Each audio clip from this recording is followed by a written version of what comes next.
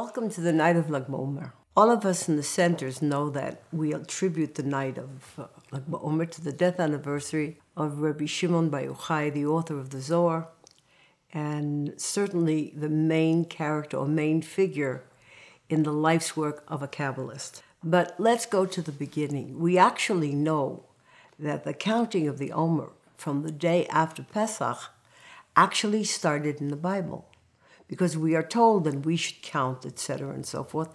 And basically it had to do with bringing wheat and bringing food from that day forward. But we need to understand that, like when we talk about Shavuot or a holiday, like Rosh Hashanah or any of the basic holidays, we celebrate the holiday because the energy of that day was put into that day from the onset. And that which happens in that day is because of the energy that exists there, not because of the energy that we put there.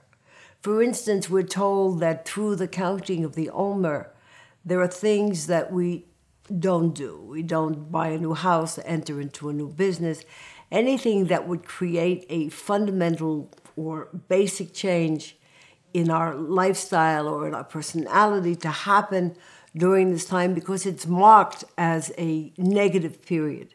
Negative in the sense of the 24,000 students of Rabbi Akiva that died of the plague from the onset until the day of Lag BaOmer. Then, of course, we know that even in the Bible, we speak about the plague that at the time was caused by the different types of immorality and fornication that happened because Zimri, who was the head of the tribe of Shimon, was seduced by Cosby.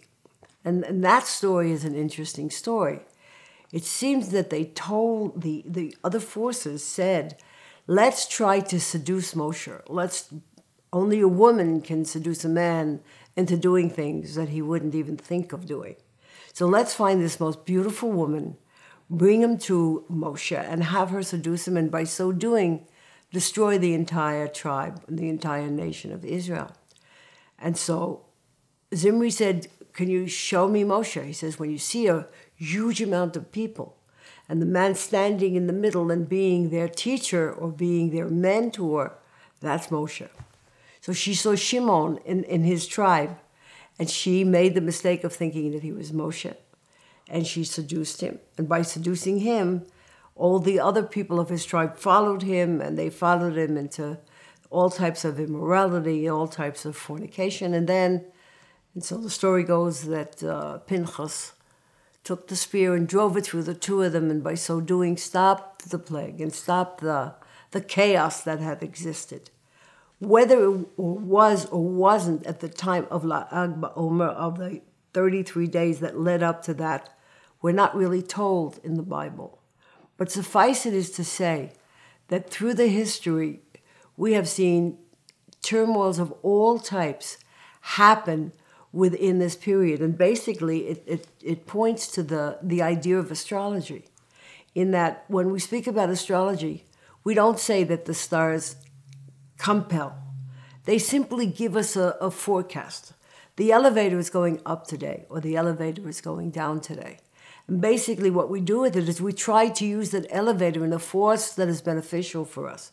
So if we have Mercury retrograde, we know that that's not a very good time to sign contracts or to try to speak to people, because perhaps there would be confusion in communication.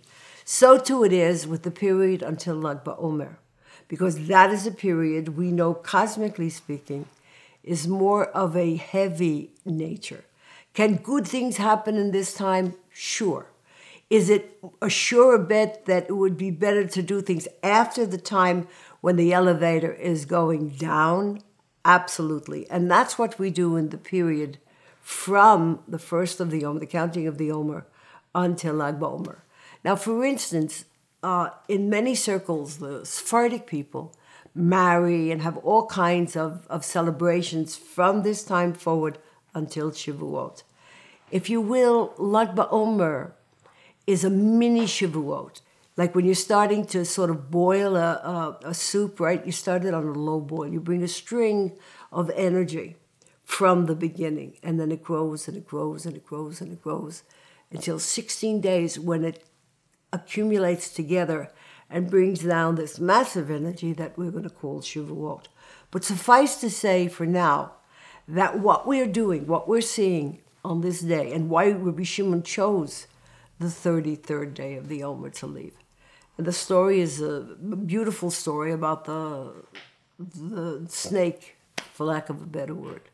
And he went up to the Creator and he said, you know, you gave me the job. You told me that I should be the test for people and that I should motivate them to do negative things.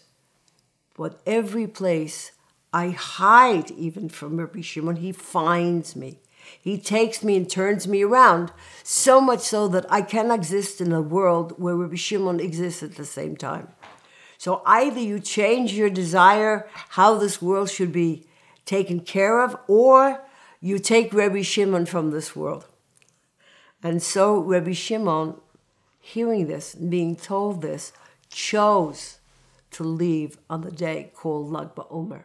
He took this day because he also realized that in the cosmos, there was a place of an ending of negative energy and now the beginning of positivity. And therefore, the Sephardim do weddings and we play music and everything else that is of a happiness level happens from this day forward because it's the Garanim, it's the seed of the spirituality of happiness. It is the growth of joy that comes from the place of sorrow, of negative action, of heaviness in the cosmos, and brings it into a place of joy. And the root of that joy comes, of course, from the Torah. But Rabbi Shimon, understanding how the world, Rabbi Shimon, we know, was an incarnation of Moses. So if anybody understood the mechanism of our cosmic world, of the dimension in which we live, it was Rabbi Shimon. And what he saw was that he would now be able to bring into existence the cord, or if you will, the fuse or the electricity that would draw the energy that would be able to pull the cosmic into a place of positivity and its ending or the beginning of something even more wonderful would be on Shavuot. And that's why this day is so important to all of us. It's almost like the baby being born again. It's the time of going to the aspect or the let's say the moon going down and the sun forming again. The light being more there. And you will find that things are less heavy, that are less demanding because the sway of the energy, it's sort of like if you go from a place like New York and you go to Mexico City, probably the first couple of days it's like, because you can't breathe because of the altitude. We have that altitude for 33 days. We've now moved back into a time where we can breathe easier, where things will communicate better. And all of that was something that Rabbi Shimon took notice of prior to his leaving. And so I wish for all of us tonight, those of us that are here in Israel, with us on this occasion, I hope it'll be a very special spiritual occasion for all of you. And for all of you that are around the world, come and join our string. Join our band of people. Because we and you are not separated. We're only in a different space and time. But on the spiritual level, there is no such thing as time, space, and motion. And therefore we are one. Join in the song, in the laughter, in the joy of finishing one part of the cosmic awareness and going to the next part, which is joy, unity, and wholeness. Thank you. Have a great night.